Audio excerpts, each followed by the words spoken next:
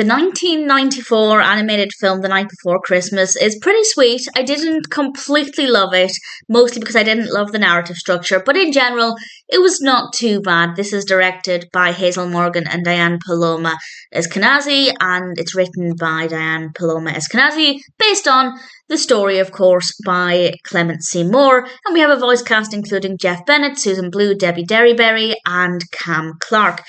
And this is about a little boy called Jeffrey, an orphan, and his cat. I love the design of the cat. The animation style is quite pleasing. And in the run up to Christmas, he's on the run and he ends up getting a job at a factory. And the factory owner is a very well written character. He's very grumpy, very nasty, very, very interesting as a character.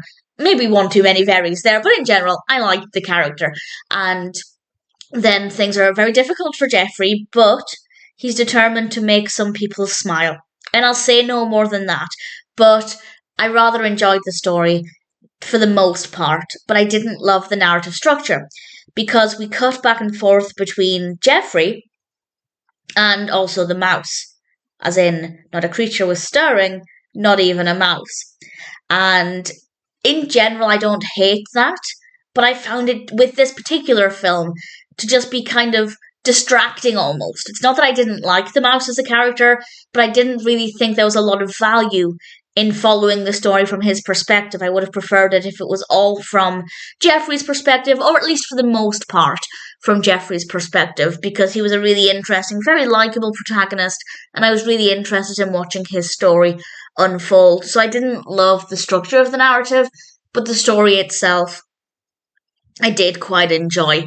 The animation style, as I said, is quite pleasing, definitely not an unlikable style. The music is generally okay, but there are a couple of times when the music was not that pleasing. Not enough for me to not want to watch it, but some of the songs were maybe not to my personal tastes, let's put it that way.